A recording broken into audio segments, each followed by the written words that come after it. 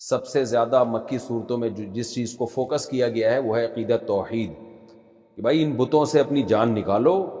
کیونکہ ظاہر ہے جب تک آپ ایک خدا کو خدا نہیں مانیں گے، ایک اللہ کو اللہ نہیں مانیں گے، تو فالو کیسے کریں گے آپ اس کو؟ تو جو اسلامی قانون ہے وہ تو شروع ہی یہاں سے ہوتا ہے، عقیدہ توحید سے، کہ آپ نے پہلے ایک اللہ کو ماننا ہے، اس کے وجود کو بھی، اس کی توحید کو بھی، پھر اپنے آپ کو مکمل اس کے حوالے کر دینا ہے، اس کے بعد پھر آپ اللہ کے حلال کو حلال مانیں گے اور اللہ کے حرام کو حرام مانیں گے۔ تو اس صورت میں بھی اور اس کے بعد والی چند صورتوں میں بھی عقیدہ توحید کا بہت زیادہ بیان ہے۔ تنزیل الکتاب من اللہ العزیز الحکیم، یہ تمہید ہے، اس کتاب کا نازل کرنا ہے اللہ کی طرف سے جو زبردست غالب ہے اور حکمت والا ہے۔ زبردست غالب کا مطلب جو اس پر ایمان نہ لے کر آئیں ان کو عذاب دے سکتا ہے، اور حکیم کا مطلب عذاب دیتا اس لیے نہیں ہے کہ اس کی حکمت کے خلاف ہے، اس نے دنیا کو امتحان گاہ بنایا ہے، دار الجزا نہیں بنایا۔ انا انزلنا الیک الکتاب بالحق، اے نبی ہم نے آپ پر کتاب کو نازل کیا ہے حق کے ساتھ، یعنی باطل کتاب نہیں ہے، حق کے ساتھ ہے، یہ متلبسا بالحق، حق کے ساتھ ملی ہوئی ہے، یہ برحق کتاب ہے۔ فاعبد اللہ، لہذا جب ہم نے آپ پر کتاب کو ٹھیک ٹھیک نازل کیا ہے تو اس کا تقاضا یہ ہے کہ آپ اللہ کی عبادت کریں، مخلصا لہ الدین، اس کے لیے دین کو یعنی عبادت کو خالص کرتے ہوئے، دین جزا کو بھی کہتے ہیں، عبادت کو بھی کہتے ہیں، مذہب کو بھی کہتے ہیں، بہت سارے معنی آتے ہیں، یہاں دین سے مراد ہے عبادت۔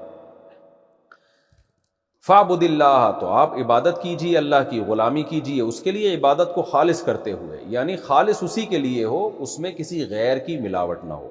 اس لیے کہ عبادت تو ہر مذہب کے لوگ کرتے ہیں، مشرک بھی کرتے ہیں، لیکن آپ کی عبادت اللہ کے لیے خاص ہونی چاہیے۔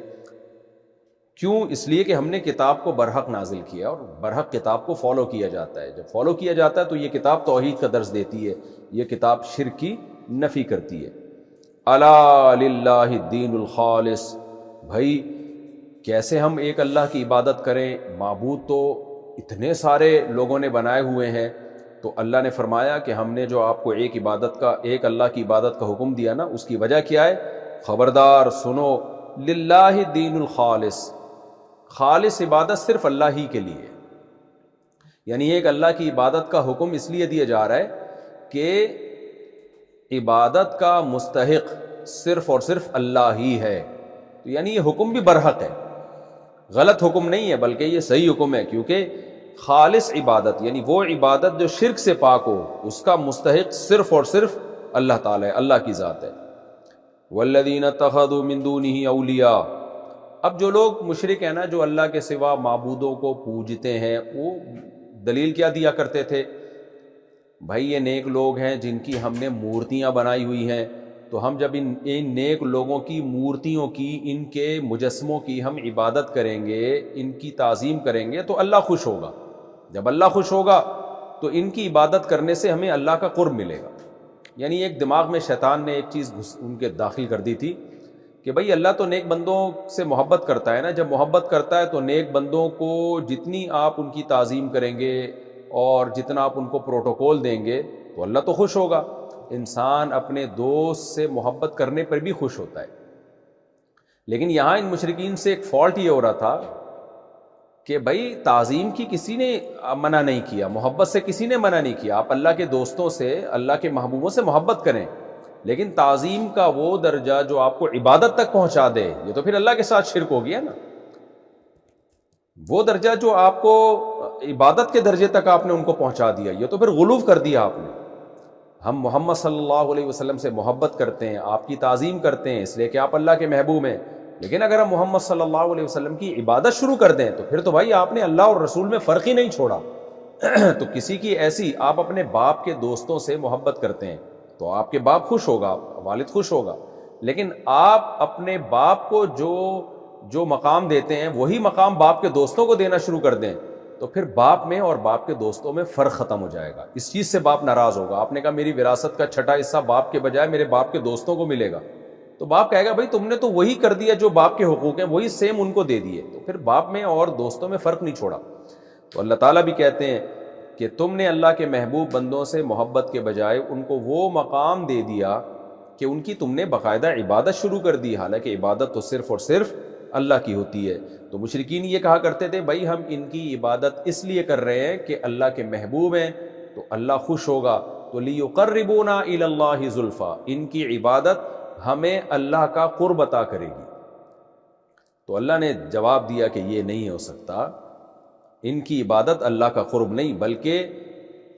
یہ تمہیں اللہ سے دور کر رہی ہے، کیونکہ تم نے ان میں اور اللہ میں فرق ختم کر دیا، معبود صرف ایک ہوتا ہے۔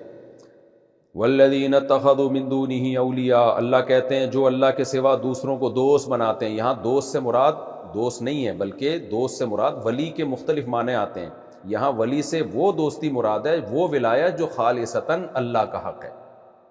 اللہ سے بھی دوستی ہوتی ہے لیکن عابد اور معبود والی دوستی، یعنی اللہ سے جو ہمارا تعلق ہوتا ہے وہ عابد اور معبود کا ہے۔ دیکھیں تعلق کی بہت ساری قسمیں، ایک تعلق اولاد کا باپ سے ہوتا ہے اور اولاد کا ماں سے ہوتا ہے، ایک تعلق ہوتا ہے بہن بھائیوں کا، یہ بھی الگ تعلق، یہ الگ نوعیت کا تعلق ہے، ایک تعلق ہوتا ہے میاں بیوی کا، وہ الگ نوعیت کا تعلق ہے، ایک تعلق ہوتا ہے دوستوں کا، وہ الگ نوعیت کا تعلق ہے۔ اسی طرح ایک ریلیشن ہوتا ہے اللہ کا اور بندوں کا، وہ الگ نوعیت کا ریلیشن ہے، عابد اور معبود کا ریلیشن۔ یہ والا ریلیشن آپ اللہ کے سوا کسی کو نہیں دے سکتے۔ تو اس معنی میں مشرکین اپنے معبودوں کو ولی کہتے تھے کہ جیسے اللہ ہمارا ولی ہے، یعنی ہم عابد ہیں اور وہ معبود ہے، تو ایسے ہی ہم اللہ کے علاوہ کو بھی ولی بناتے ہیں، یعنی اس معنی میں ولی بناتے ہیں کہ وہ بھی ہمارے معبود ہیں اور ہم عابد ہیں۔ تو یہاں ولی سے مراد عام ولی مراد نہیں ہے، ولی تو مطلق دوست کو کہتے ہیں، دوست تو کسی کو بھی بنایا جا سکتا ہے۔ یہاں ولی سے مراد کیا ہے؟ مختار سمجھنا کسی کو، قادر مطلق سمجھنا، یہ سمجھنا کہ اس کے پاس اختیارات ہیں لہذا میں اس کی تعظیم کروں گا، اس کی عبادت کروں گا تو یہ میری بگڑی بنائے گا، یہ والا ولی آپ اللہ کے سوا کسی کو نہیں بنا سکتے۔ تو اس والے ولی کی یہاں نفی ہے کہ جو لوگ اللہ کے سوا دوسروں کو ولی ٹھہرا لیتے ہیں یعنی معبود والا ولی بنا لیتے ہیں، اور دلیل کیا کہتے ہیں؟ دلیل یہ دیتے ہیں ما نعبدهم الا ليقربونا الى الله زلفیٰ، بھائی ہم نے جو ان کو ولی بنا دیا یعنی ہم نے جو ان کی عبادت کی ہے تو ہم عبادت اللہ ہی کو خوش کرنے کے لیے کر رہے ہیں،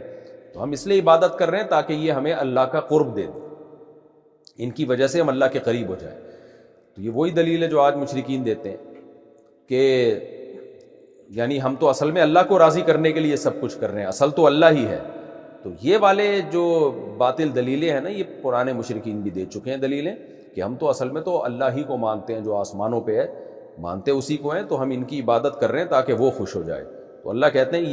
یہ بھی جہنم میں جانے کا ذریعہ ہے، یہ تمہاری دلیل غلط ہے۔ ما نعبدهم الا ليقربونا الى الله زلفیٰ، مشرکین کہتے تھے ہم ان کی عبادت نہیں کرتے مگر اللہ کو خوش کرنے کے لیے کرتے ہیں، جب ان کے سامنے جھکیں گے اللہ خوش ہوگا کہ لو بھائی میرے ولیوں کے سامنے جھک رہے ہو تم۔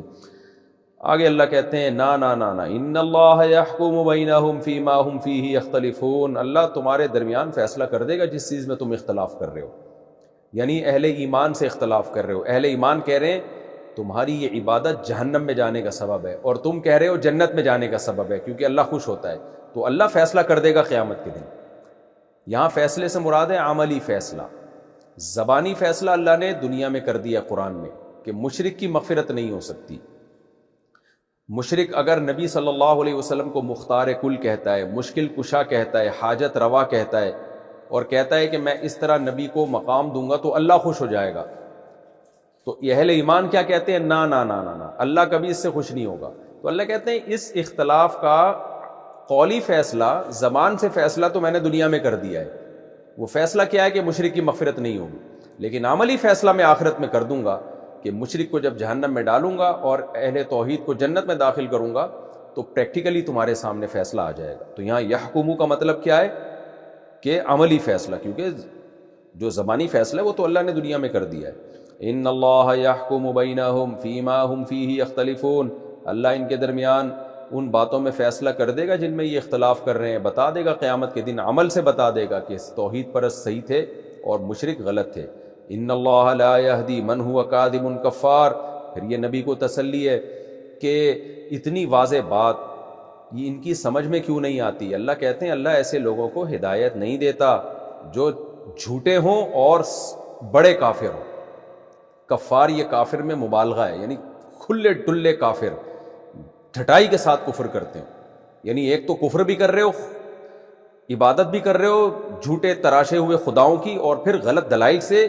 اپنے برے عمل کو صحیح ثابت کرنے کی بھی کوشش کر رہے ہو تو یہ چھوٹا کافر نہیں ہے، یہ بڑا کافر ہے۔ تو ایسے ہٹ دھرم ضدی اور کاذب، جھوٹا کا مطلب